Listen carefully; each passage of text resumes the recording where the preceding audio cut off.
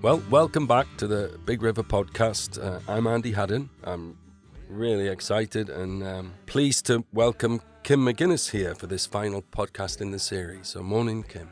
Morning, Andy. Thanks for having me on your pod. No, it's a really new thing for me, this whole series. So, thanks very much. Yeah, for sparing some time to come along with and see us today and talk to us today is great.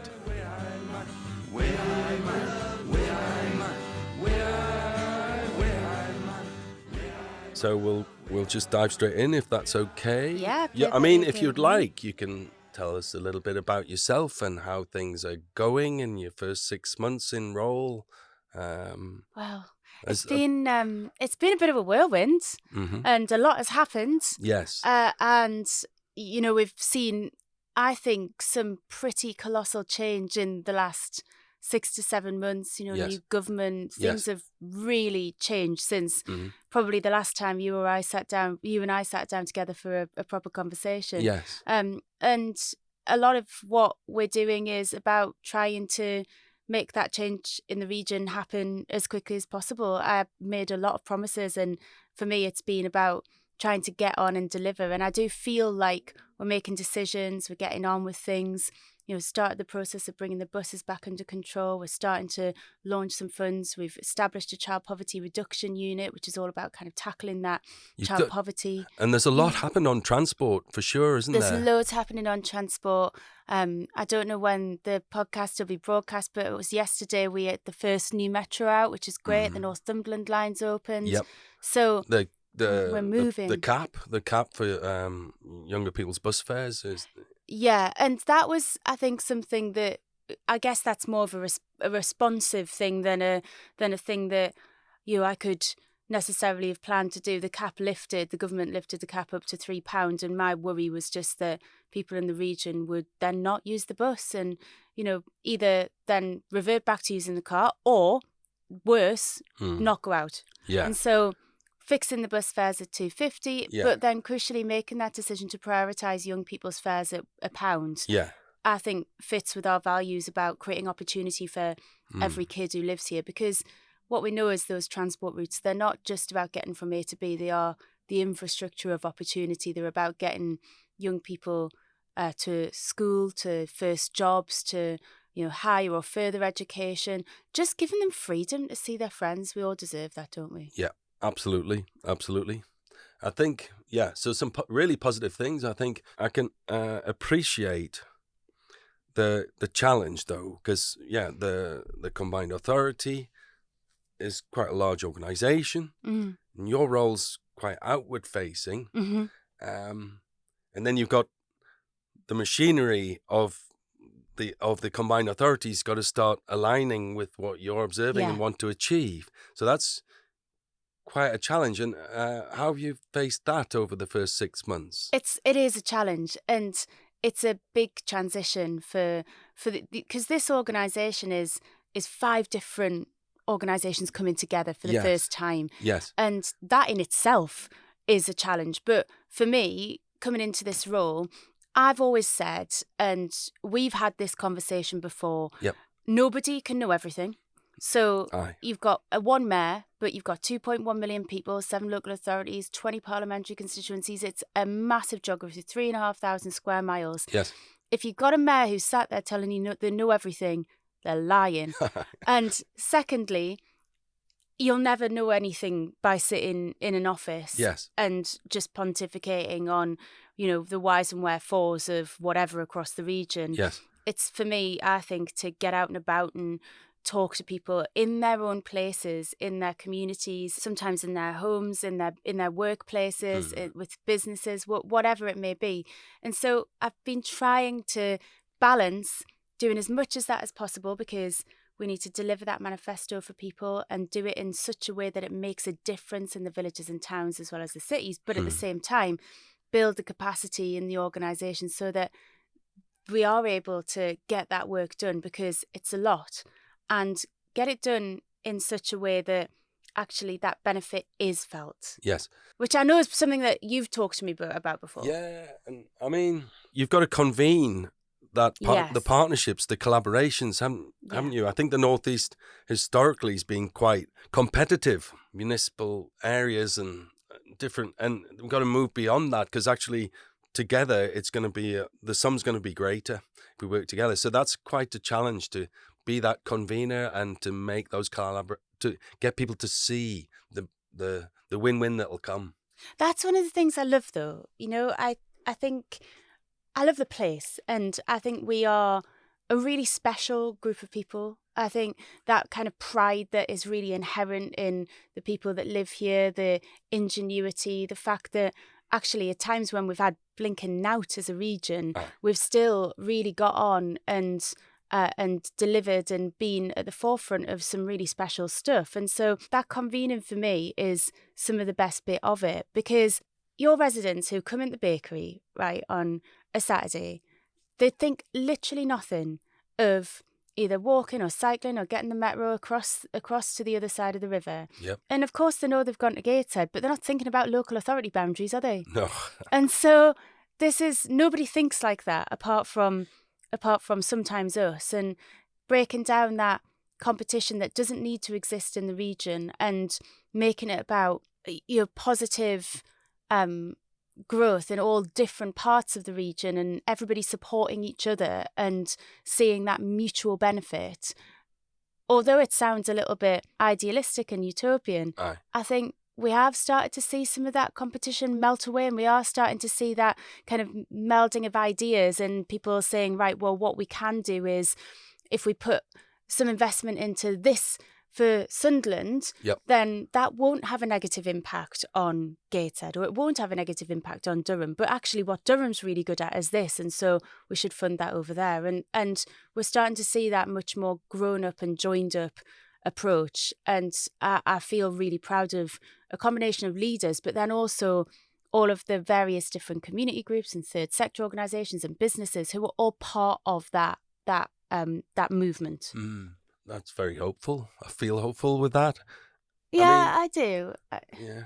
Sorry, go on. No, I do. And I think it's those conversations that happen with people like you, because you've been thinking like that for a really long time. You work with other social enterprises and organisations right across the region. And so presumably that's the way you want it to be. Yeah. And lots of partnerships and collaborations. They take with universities, with councils, with other entities too. It takes quite a lot of time to establish them. It can, before the real opportunities come, you have to build those partnerships, though. You have to put time into them.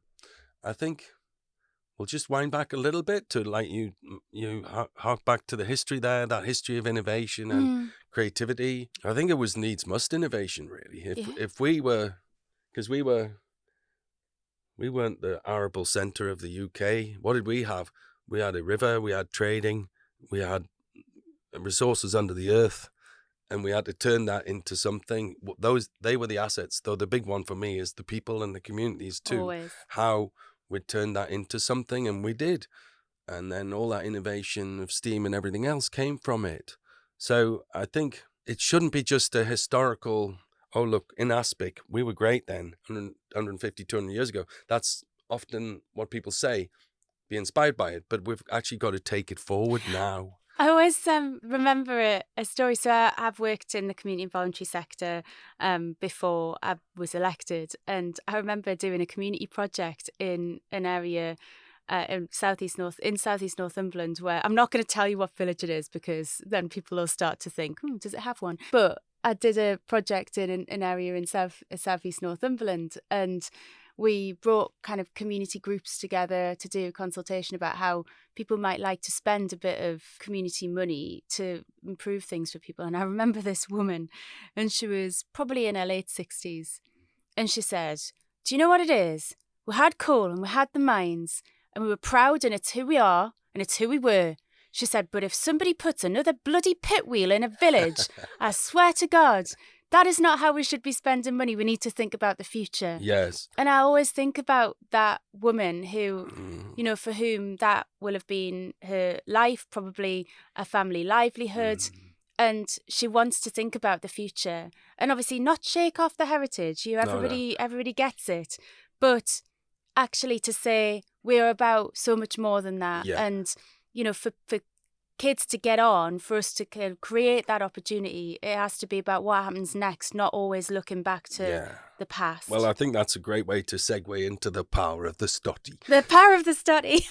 Because, that was part of that was again, maybe 60, 70-year-old lady down on the Quayside Market, me selling stotties, and she gave me a right going over about how she does a cheese and onion stottie at home, and I need to get more innovative with my stotties.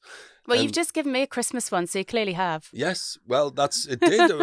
I think there's a lot of wisdom in elders of male and female, and so I like gaining that and trying to pick up on it. I do it a lot, so she got us thinking about the stottie, and the symbol that it is of, innovation in times of hardship, and that's what it is to me. Right, we've got no money, we're all really hungry.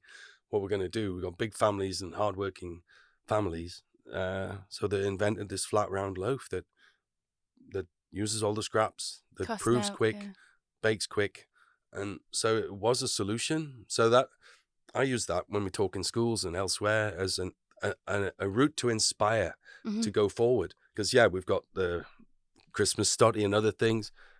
We've got fusion food, so we've merged the Italian panini and the stottie. So we've got a stottini now.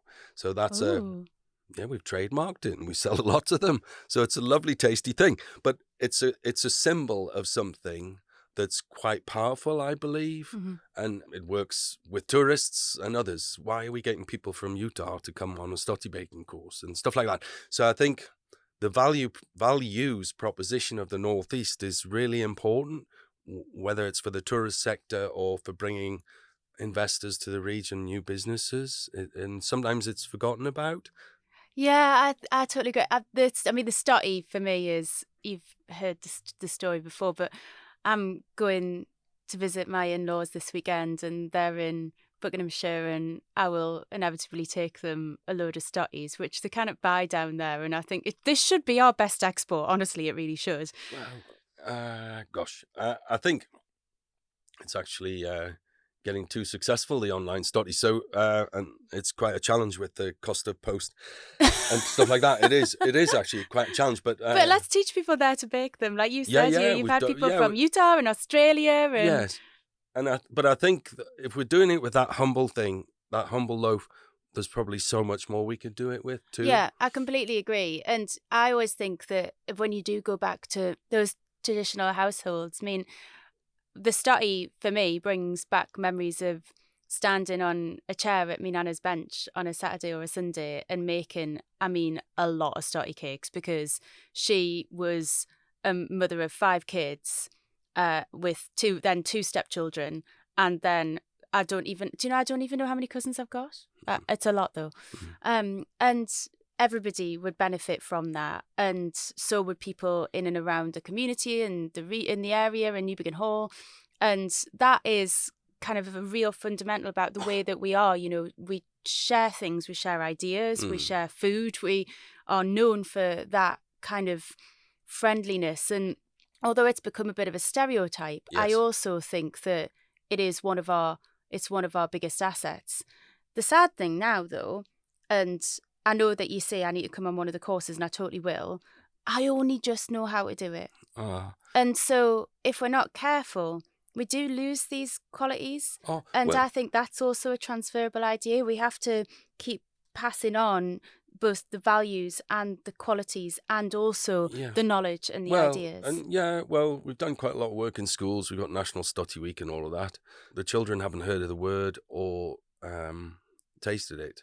So making new memories with new generations around it, rather than just it's all about the past, and inspiring them. I think that's what it is to me. So we're part of trying to do that, I think. Anyway, so yeah, the power of the stottie, it is quite magical. But definitely. Okay, we're gonna dive into a bit more around social enterprise. So we're a purpose-led business, and how we could, should we grow that in the region? I think to start with, you've got the new local growth strategy. So maybe a little outline of that for myself and anyone listening, and then we can just explore whether social enterprise and how that could be incorporated in that, or is it already? So yeah. Well, I suppose I'll answer that straight up front and say it definitely is. And the conversation, the way that you and I met is because I came to ask you what your experience was of being a social enterprise, a purpose-led business, yes. and to try and think about how we would incorporate that into the region. But the local growth plan, as a headline, is the way that mayors have agreed to work with this new government. But actually what that means to us in the region is it's essentially our industrial strategy. But what I don't want is anything that is just a list of sectors.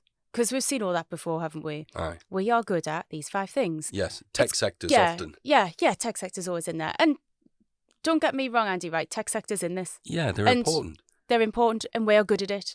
But so is the foundational economy. Yes. So is the sort of day-to-day, everyday economy that most people in our region work in. And so what I want to create, and this is what we are doing, is something that doesn't just list off, here's 5 things that we want to grow, and here's some targets around investment we want to bring in. We'll have elements of that, but it has to tell the story of the region that we are. It has to talk about some of the challenges that we've got around things like child poverty and make the connection that makes it really clear that if we don't tackle some of those intergenerational issues, we will never sustainably be able to grow as a region. It needs to talk about how we improve the infrastructure in order to build the opportunity and how there is not a way for us to sustainably grow any of those key sectors if we are an unconnected, disconnected region.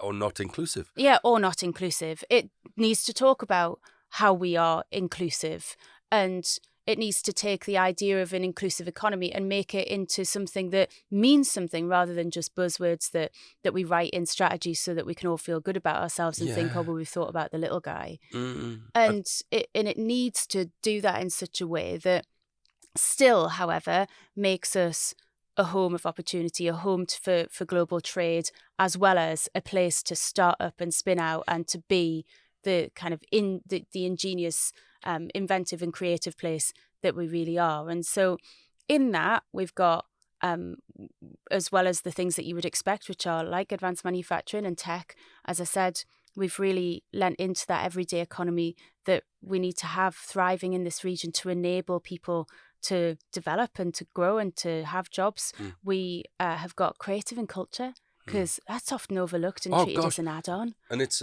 I think we're in a podcast studio here that I've been talking to Ashley, who runs the studio, about that, because the creative sectors can be quite well supported, and it has been in the region, and it is quite a powerful sector.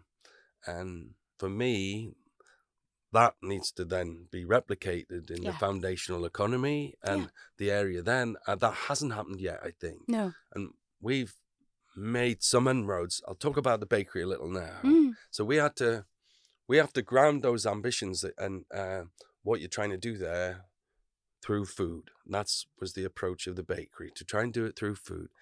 And the clear vision that hasn't changed for over 20 years is the Northeast becomes globally recognized as a place where a sustainable, healthy and affordable, that's a really important word, it is, local food system is happening at scale, and the world wants to come and see how we did it. So that's why I created the bakery as a business model and an example at this bottom-up scale of doing that. So a clear vision that connects with people at all different levels is really important. Absolutely. And so, because some of the language, why would people understand it? They don't have to. So you've got to have some clarity of vision that you can connect with. That's another aspect of the study that I find powerful, because it's a communication tool. Yeah. If you're just hungry, or you want to change the global food system. So yeah. The answer is always the study. I love it. It starts from there. Yeah. So, but you need a top down, but you need a bottom up too. It's how to bring them together, isn't it? So for me, I think place-based approaches are where you bring them together. Yeah, and I'm really determined that, because that growth plan, right, will literally sit at times on the Prime Minister's desk and be part of a national industrial strategy. Fantastic. Which is fantastic. And that's a new way of doing business with regions that we've never seen before, and I think can only drive us forward. But I'm determined that that thing that sits on his desk is from the bottom up. Because, again, just in the same way as one mayor can't know everything and do everything, that is the same in these really important sectors, including the everyday economy. And you talk about that, doing things through food and the sustainable food system and all of that. But what I'm hyper conscious of is you don't see that as you doing it all. You don't see that as you taking the bakery concept and delivering bakeries, 10, 15, 20 of them all over the region and becoming, you know, the ground up Greggs. You see that as you taking the skills and the knowledge that you've built through the experience of running the bakery and some really cutting edge research that you've participated in whilst running the bakery and the observations that you've made on the impact in the community in running the bakery, and passing those to other people who might do other things that are similar or different or actually might even be a version of the same in different parts. Yeah, it doesn't have to be food. And that's really crucial. Yeah, it doesn't have to be food at all. It's a business model, really. It's a way of working. It's a support structure. And I think maybe we're going to business support a little bit now, because that's an area where there's been a way of doing business support which goes back decades through European funding. And maybe there's a need, well, I think definitely there's a need to rethink that, to make the foundational economy a key part of this. Yeah. And different types of support. Place-based is really good, rather than come here and we'll help you write a business plan and then we'll say cheerio. And that type of more consultancy support from people who maybe haven't had lived experience in that sector isn't ideal for a lot of people. So the bakery's been an example where we've incubated businesses in there and then they've grown out, but it's been local to people where they are. And it works because of that. It works because it's an animated space. They almost learn by osmosis rather than come and do a workshop on a marketing plan and then go home and do it. There's an ongoing support there that's different to formal business support. Like a more iterative process. Yes, and so there's a need to rethink that. Yeah. You'll be familiar with the consortium, the business support consortium. So I think we're trying to get some, and we are having some dialogue around that, because there's opportunities with Devo and everything and the funding changes to rethink that, I believe. Yeah, completely. And a conversation between you and me on a podcast was always going to be a bit all over the place. But let me just address this bit about place-based, and then I'll come on to the business support. Okay. On the place-based thing, I couldn't agree with you more. And as our plans develop, particularly around the child poverty reduction unit and around some of the things we want to do to improve high streets and local places, I'm ever more convinced that doing less things really, really well in a very targeted way to have a big impact on the people that need it most is the way forward. Excellent. And so if we're going to look at child poverty, yes, of course, we want to have an approach where children from right across the region benefit. However, if we can be really targeted in places of very high deprivation and do a range of things that very much alleviates poverty and breaks down the barriers between poverty and opportunity and then prevents it, that is going to be of great value. And I think whatever you look at, whether it's that or whether it's around this sort of idea of incubation and business support, I think getting into more meaningful relationships and detail with places and people in them is always going to be the way forward. Now we've got to figure out how we take, as you say, an age-old system which has done business support and let's not, there's been some great stuff. There's no back drill here. We all can name 10 incredible organisations that have grown up out of the region and have had great support to do that, and nobody discredits that. But what we have to be able to do is make it accessible to more people, because I think that talent is classless and ingenuity is everywhere, but opportunity isn't. Yes. And so now we need a system that allows us to strip away some of the complexity and, you know, take away some of the, I would even say, attitude to risk. And there's going to be loads of people listening to this and they're going to go, oh my word, what is she talking about? But at times I think we instinctively know things are a great idea and we instinctively know that they can succeed. And yet the system finds a way to just not take a risk on them. That's my experience too. It sometimes, not always, but yeah, because there's constraints, there's structures, and you've got to record these outputs, and that's how you're going to be judged. But sometimes that leads to a risk-averse approach, and so yeah, we might tick the box with the outputs we've been given, but it's not actually doing what needs to happen in those communities or helping organizations in the way they should be helped. So we've got to find a way to move on from that risk-averse, process-driven approach. I'm sure it's not straightforward. I don't know. No, it's not. And I mean, for me, we have to find a way, in the nicest possible way, Andy, to use people like you and to say, how do we take all of that experience and absorb it and distribute it but then at the same time support organizations like yours to be able to thrive and share that skill. And I'm not going to lie, I'm not there yet. I'm working on it, and I suppose I'll always give you a straight answer. We're not there yet, but we will get there, because I'm pretty determined that that's how it's got to be. That ground up approach, place-based approach is crucial. And we've made good strides in having a little look across the board and saying, right, where are some gaps? And for example, we've established a social fund that needs to be embedded in communities. And I know you're sharing some ideas on that. We have introduced a new startup and spin out fund, because I think we're probably going to come on to talk about this at some point, but there's some incredible ideas come out of our academic institutions in this region, but we do not get the funding nationally that other parts of the country get. And so we need to be really leaning into like getting those ideas out and turning them into the potential that they deserve. But there's still missing pieces, and I promise I'm on it. And it's been 7 months, but we will get there. Good. Yeah, because, you know, in some previous podcasts, we've talked about some of these things. You know, we've had bids to UKRI for research projects. We've got a Horizon bid at the moment with Northumbria University. We've had the Chinese national government funding one of our PhDs. So by a place-based approach, whether it's those sorts of academic routes to funding, or it's national government and its policies around health and community, the place-based approach gives you an environment where you can channel that funding into those communities. But it needs to be supported to make that happen. I do that by just, spending time on it when I can. And we don't always succeed because it's not resourced.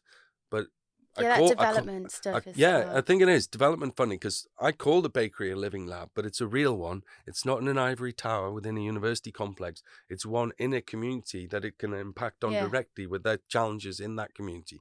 And we need to do more of that, I think. It's not the same, because obviously you're running a social enterprise, but going back to my days in the community and voluntary sector and the amount of time and energy that went into either writing bids or writing evaluations, and you're ever conscious, and you'll have this where your job and your purpose is to deliver things in communities that make a difference, and you find yourself spending half your time writing about the things that you deliver in communities to make a difference before you've done it, so that you can get some money to do it, and then writing about the things that you've done in communities to make a difference afterwards.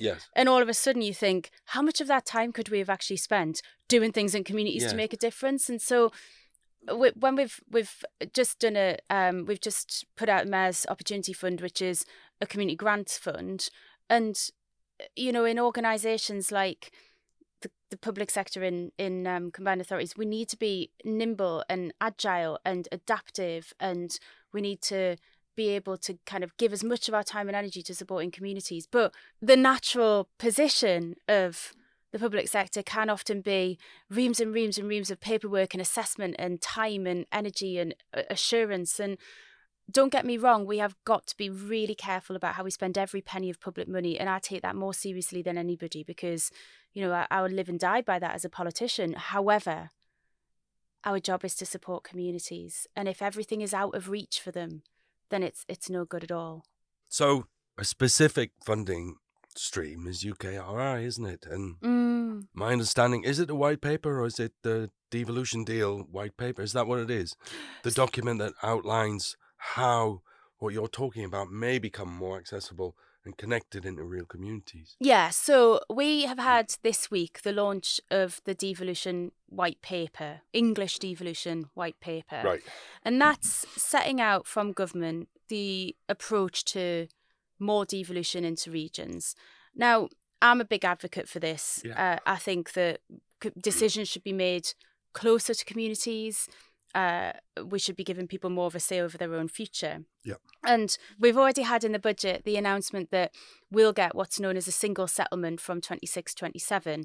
That means that instead of having 15 different funding pots for skills, 10 different funding pots for transport, and so on and so forth, we will just get given our overall sum, and then we'll be treated more like a Whitehall department where we deliver on behalf of the people of the region.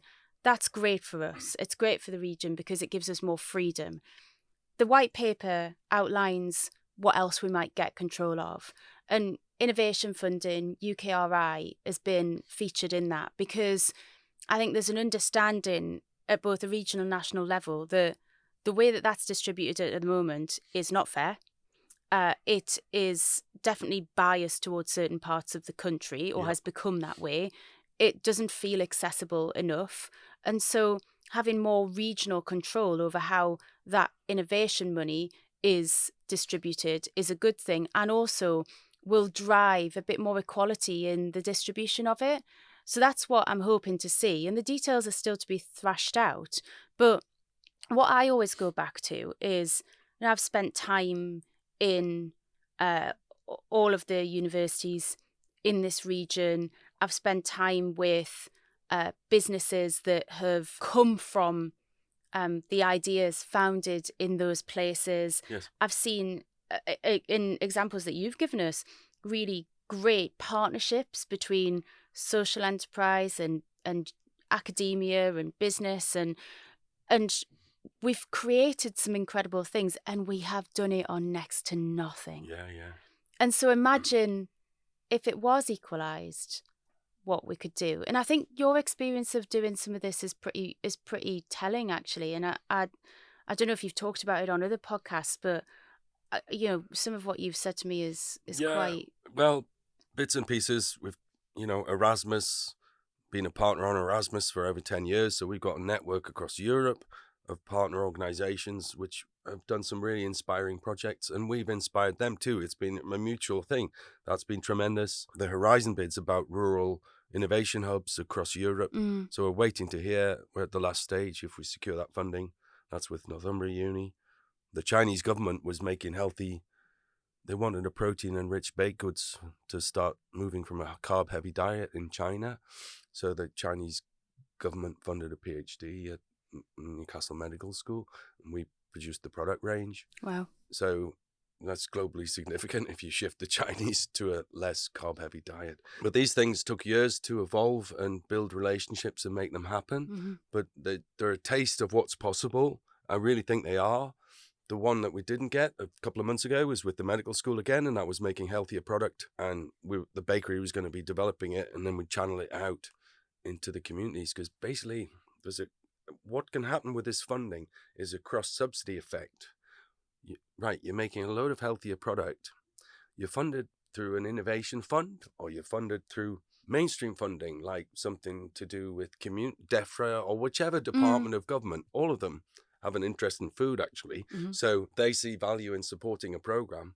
This cross-subsidy can happen which ended up meant that we produced healthier food and it was affordable or free to people that normally couldn't afford that.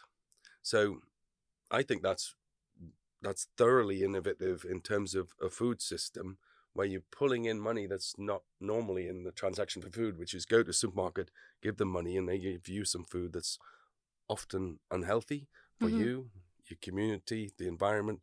That seems like there needs some innovation in that. If humanity can't solve that one, make it better, we're not doing very well. So, but the funding streams that we could bring in there, and that's where the innovation happens in the business model.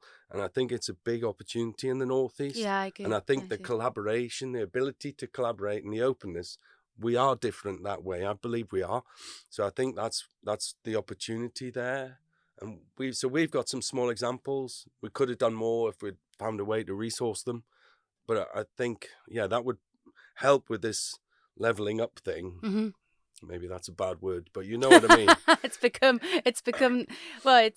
just sadly, it's become a symbol of failure rather than a success, hasn't it? But, yes. But we know I know what you mean. Yeah. I think what you've just described, because we obviously talked about how it's really crucial that our big plans around growth plans and creating opportunity need to come from the ground up. Aye. I think what you've just described with your approach through those academic and business partnerships is almost dragging things out of the lofty heights of academia and dragging them into communities. And I think it sort of shows that you need to kind of get that flow in both directions, doesn't it? Yeah. And so it's not a straightforward journey, but there's quite a lot of learnings come on that way that could be shared and help develop something different, I think. I'll just go back to the place-based thing a little bit, if we can. We've got a place-based project. I'm not sure if you're aware of it. It's called Platform Places. So we're one of 5 places in the UK as part of a lottery-backed national pilot. So that's about derelict high streets and bringing them back into community ownership or lease and use. And so that's quite a coup. And Spiker's got the funding. So we've got to try and make something happen up there. But it's a challenge because there's money there to spend time, bring experts in, architects and whatever, finding a way with owners and landlords to take things forward. So that's what I've got to focus on over the next year or two, actually. And there may be bakeries in there, but there may not. But making those hubs work with food and whatever else and making something vibrant happen on those high streets. But I'm building up to a question here. So am I, actually. Because I well, you do yours first then. I kind of want to know how you're going about that, because one of the things that we're going to launch in the new year is as a High Streets Commission, which is all about understanding more about those high streets.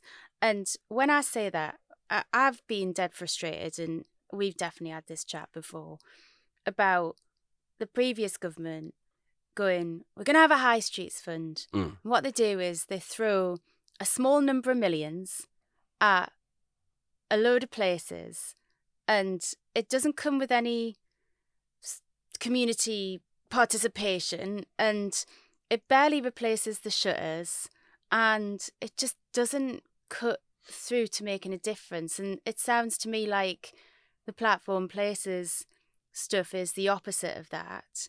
And so for that High Streets Commission, I want to be thinking about that more in depth, as I said, ground up approach. And so I'm quite keen to know more about how you're doing that. Yeah, well, there was... I mean, I suppose I could have this conversation with you, not on the podcast, but I think everybody would like to know more about how you're doing it. Well, there's a framework, there's an agreement we had to sign, so we've got to create a property partnership with whoever the right people. We've got to undertake a proper community consultation about what they want, not one that's driven by, we've already decided what we're going to do, and we're going to create a master plan and that's it, or whatever. And we want to work with other initiatives because, there's a limited amount of funding there, but it's for resource of people time.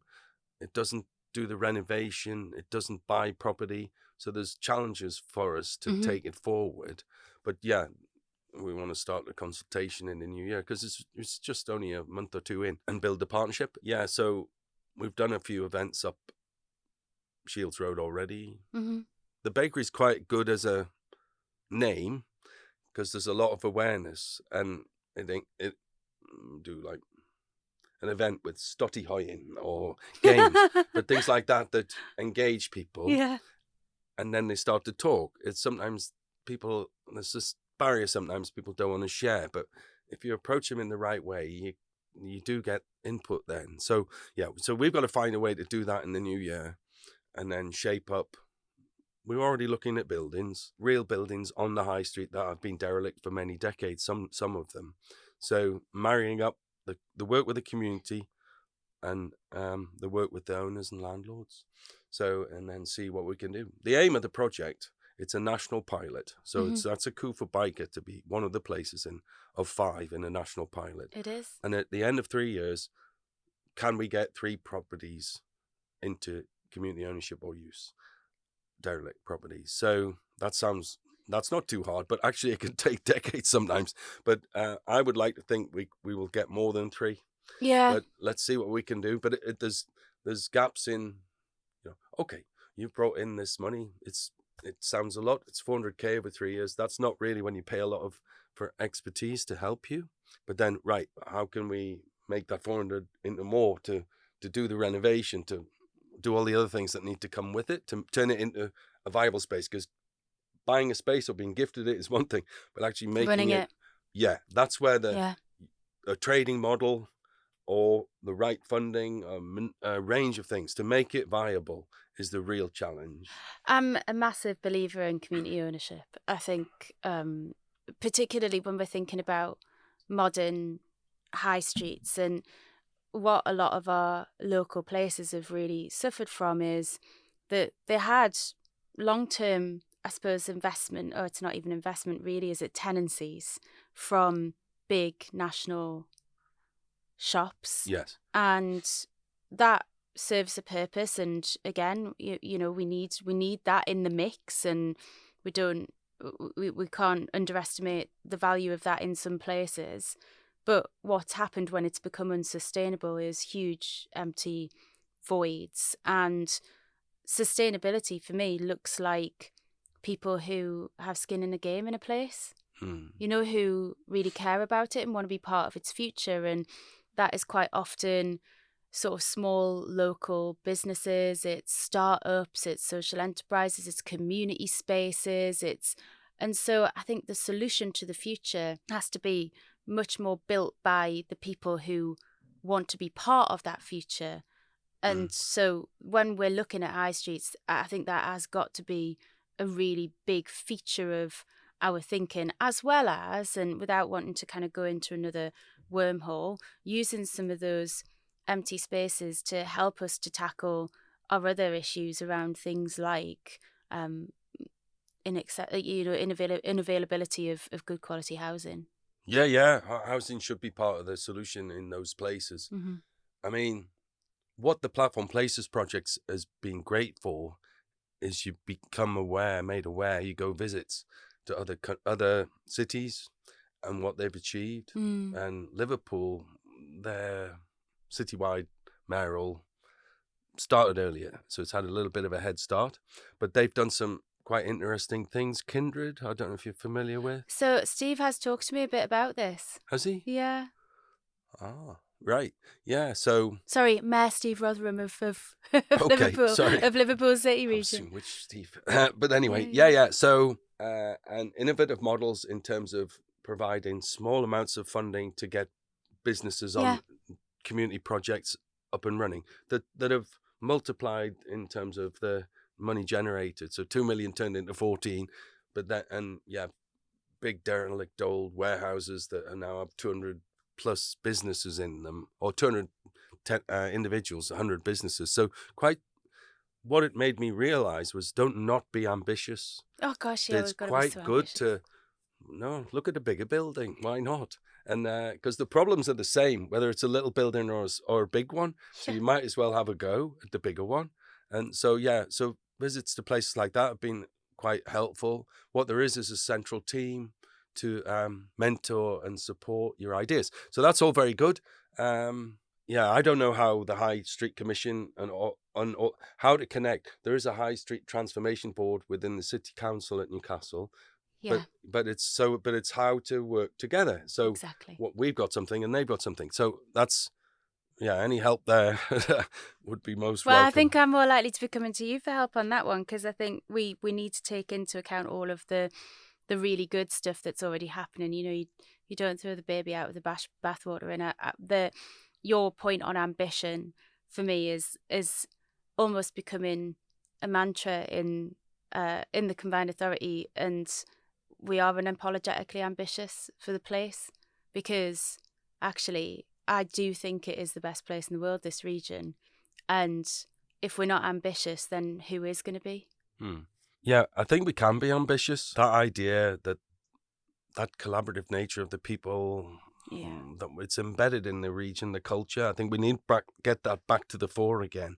I think we could be the national centre of excellence for purpose-led business and be that inspiring place. It's not just about food at all. I think we could do something really significant here.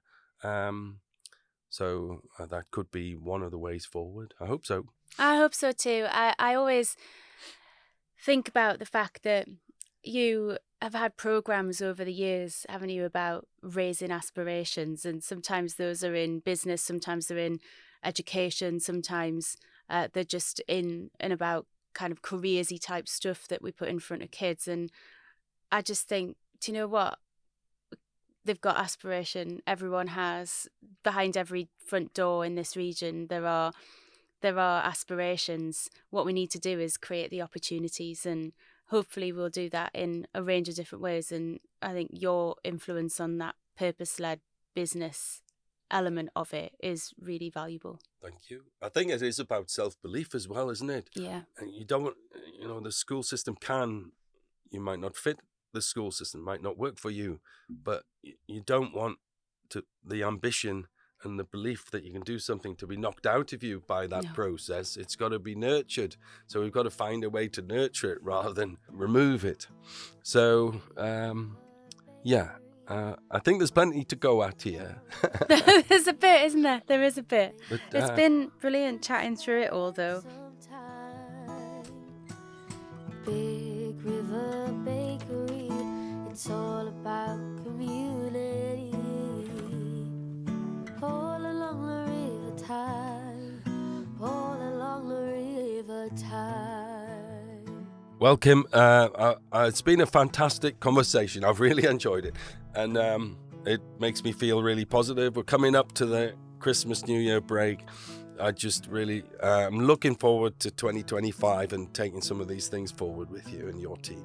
Thank you very much. Thanks for having me on. Honestly, it's been a great conversation, and I know there'll be many more to follow, and I really look forward to squeezing more of your ideas out of you in 2025 so that we can really get some of this stuff moving. And I'll see you on Saturday when I come in for me stotties for the family. Excellent. Look forward to it. Thank you. Okay, so that's the end of that one. Thanks very much again for listening. Hope you're getting something out of it. I'd like to say thank you to Durham University Business School, who have sponsored this series of podcasts. This podcast was produced and edited by the wonderful team at Flamingo Heights Podcast Studio. See you next time.